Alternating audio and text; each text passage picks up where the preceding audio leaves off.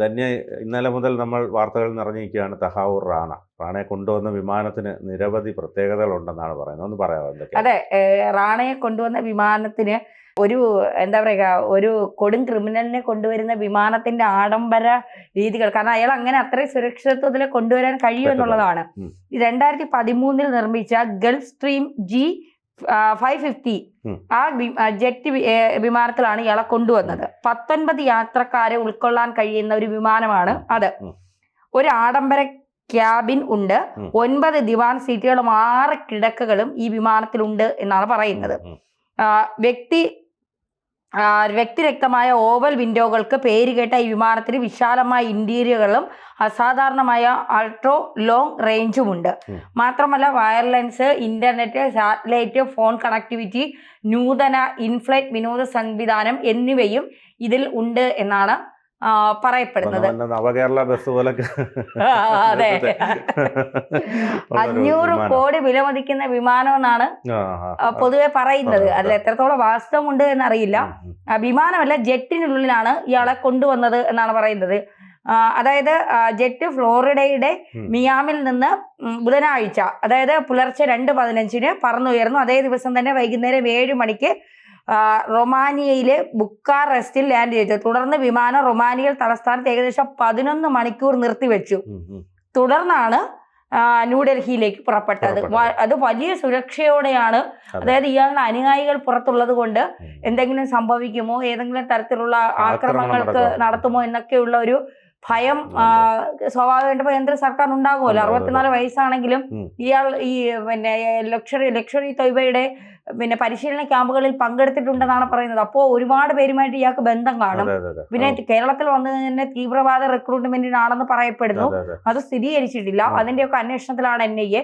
അപ്പോൾ തീർച്ചയായിട്ടും ഇയാളെ കൊണ്ടുവരുമ്പോൾ അത്രത്തോളം സുരക്ഷിതത്വം നോക്കിയേ മതിയാകൂ, അല്ലെങ്കിൽ ഏത് നിമിഷവും ചാടിപ്പോയാൽ അത് ഇന്ത്യക്ക് വലിയ നാണക്കേടുണ്ടാക്കും. അതുകൊണ്ട് എല്ലാ പഴുതുകളും അടച്ചുള്ള ഒരു നീക്കമാണ്. നരേന്ദ്രമോദി അമിത്ഷായുടെയും വർഷങ്ങൾ നീണ്ട നിയമ പോരാട്ടത്തിനൊടുവിലാണ് ഇത്തരത്തിൽ ഇങ്ങോട്ടേക്ക് റാണയെ കൊണ്ടുവരാൻ കഴിഞ്ഞത്. ഒരു വലിയ വിജയമാണ്, നരേന്ദ്രമോദിയുടെ ഒരു വലിയ വിജയമാണ്. അതായത് ഇന്ത്യയിലെ ജയിൽ വധശിക്ഷയ്ക്ക് തുല്യമെന്നാണ് റാണ പറഞ്ഞത്. അതായത് ഈ തുടക്കത്തിൽ അന്വേഷണ ഏജൻസികൾക്ക് റാണയുടെ പങ്കിനെ പറ്റി കാര്യമായ വിവരങ്ങളൊന്നും ലഭിച്ചിരുന്നില്ലല്ലോ.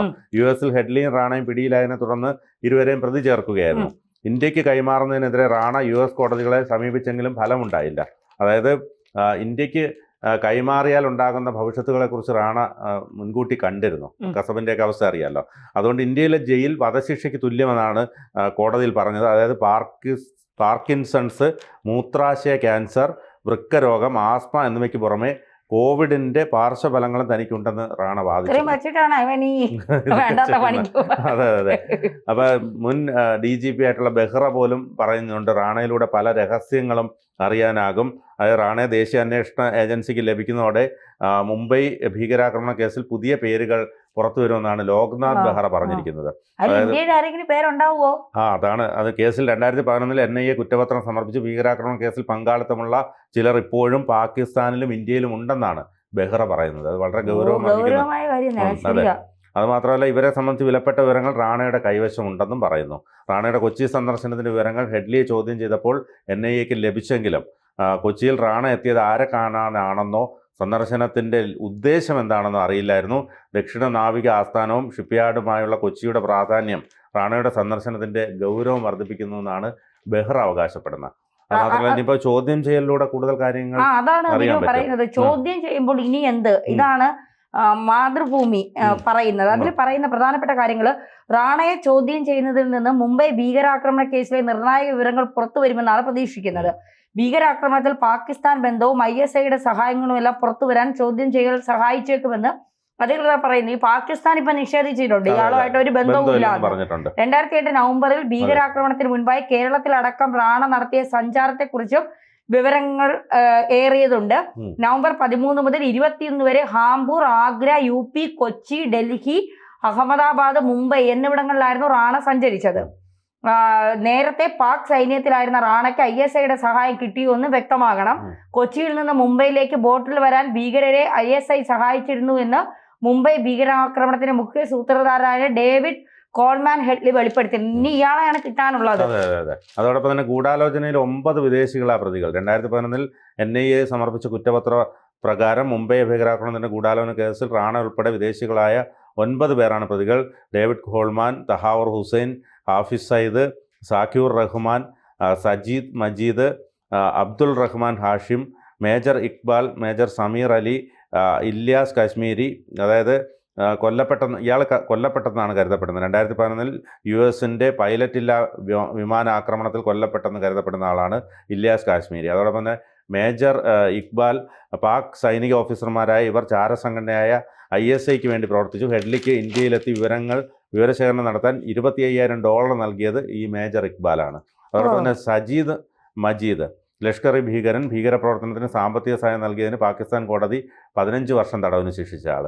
അബ്ദുൾ റഹ്മാൻ ഹാഷിം, മുൻ പാക് സൈനിക ഓഫീസർ, 2009 പാകിസ്ഥാനിൽ അറസ്റ്റിലായെങ്കിലും പിന്നീട് വിട്ടയച്ചു. അതോടൊപ്പം തന്നെ സാക്കിയൂർ റഹ്മാൻ, ലഷ്കർ ഇ തൈബ കമാൻഡർ, ഭീകരാക്രമണത്തിന് സാമ്പത്തിക സഹായം ചെയ്ത കേസിൽ 2021 അറസ്റ്റിലായി പാക് ജയിലിലാണ് ഇപ്പോൾ ഉള്ളത്. അപ്പം അത്തരത്തിൽ 9 വിദേശികൾ പ്രതികളായിട്ടുണ്ട്. അതോടൊപ്പം തന്നെ കസബ്, ഇന്ത്യക്ക് കൈമാറി കസബിനെ തൂക്കിക്കൊന്നിരുന്നു. പിന്നെ ഹാഫിസ് സയ്യിദ് പറയുകയാണെങ്കിൽ മുംബൈ ഭീകരാക്രമണം നടത്തിയ പാക് ഭീകര സംഘടന ലഷ്കർ ഇ തോയ്ബയുടെ സ്ഥാപകൻ, US $1 കോടി തലയ്ക്ക് വിലയിട്ട ഭീകരൻ, US രക്ഷാസമിതി 2008 ആഗോള ഭീകരനായി പ്രഖ്യാപിച്ചു. നിലവിൽ പാകിസ്ഥാനിലെ ജയിലിലാണുള്ളത്. ജയിലിലാണ്. അപ്പോ മൊത്തത്തിൽ പറയും ഇയാൾ വാ തുറന്നാൽ ആരൊക്കെ കുടുങ്ങുമെന്നുള്ളതാണ്. ഇപ്പോ പാകിസ്ഥാനിൽ മാത്രമല്ല, ഇയാളെ ഇന്ത്യയിൽ കൊച്ചിയിലും വന്നിട്ടുണ്ടെങ്കിൽ കൊച്ചിയിലെ കേരളവും അയാൾക്ക് നല്ല ബന്ധം ഉണ്ടാകണം, ഇല്ലെങ്കിൽ ഇയാളെ കൊച്ചിയിൽ വരില്ലല്ലോ. അത് മാത്രമല്ല UP-യിൽ പോയിട്ടുണ്ട്, അഹമ്മദാബാദിൽ പോയിട്ടുണ്ട്. അപ്പോ ഇതൊക്കെ നമുക്ക് മാറ്റി വെക്കാം. കൊച്ചിയിലെ താജ് ഹോട്ടലിലാണ് ഇയാൾ താമസിച്ചത്. അപ്പോ മലയാളികളുമായി ഇയാൾക്ക് ഏതെങ്കിലും തരത്തിലുള്ള ബന്ധമുണ്ടോ? കാരണം അന്നത്തെ ആഭ്യന്തരമന്ത്രിയായിരുന്ന കോടിയേരി ബാലകൃഷ്ണൻ ഇതേക്കുറിച്ച് അറിഞ്ഞിരുന്നു എന്നും പിന്നീട് എന്തിനാണ് ഇയാൾ വന്നത് എന്നതിനെ കുറിച്ച് ചില അന്വേഷണങ്ങൾ നടത്തിയിരുന്നു. പക്ഷെ അതിന്റെ അന്വേഷണങ്ങൾ പുറത്തുവിട്ടിട്ടില്ല. ഇപ്പോൾ അത് ബെഹ്റ കൃത്യമായി പറയുന്നുമുണ്ട്. അപ്പോൾ ബെഹ്റ മറച്ചു വെക്കുന്ന കാര്യങ്ങൾ എന്തൊക്കെയാണ്? ഇതിൽ ഏതെങ്കിലും മലയാളികൾ ഇയാൾക്ക് സഹായം ചെയ്തു കൊടുത്തിട്ടുണ്ടോ? കാരണം ഈ മുംബൈയിൽ നിന്ന് പിന്നെ ബോട്ട് മാർഗമാണ് ഇവര് പിന്നെ താജ് ഹോട്ടൽ ആക്രമിക്കാനായിട്ട് എത്തിയത്. അപ്പൊ അതുപോലെ കൊച്ചിയിലെത്താൻ എളുപ്പമാണ് ബോട്ട് മാർഗത്തിൽ. അപ്പൊ അങ്ങനെ ഇവരാരെങ്കിലും സഹായിക്കാനുണ്ടോ? താജ് ഹോട്ടലിൽ ഇയാളെ കാണാൻ വന്ന ഇന്ത്യക്കാരിൽ ആരെങ്കിലും മലയാളികളുണ്ടോ? അപ്പൊ അങ്ങനെ ഒരുപാട് ചോദ്യങ്ങൾക്ക് ഇയാൾ ഉത്തരം പറയേണ്ടി വരും. അതെ അതെ. ഏതായാലും ഇനിയിപ്പോ തീഹാർ ജയിലിലേക്കാണ് കൊണ്ടുപോകുന്നത്. റാണയെ എത്തിക്കുന്നതിന് മുന്നോടി ഇന്നലെ രാവിലെ മുതൽ തന്നെ വലിയ സുരക്ഷയായിരുന്നു അവിടെ ഉണ്ടായിരുന്നത്.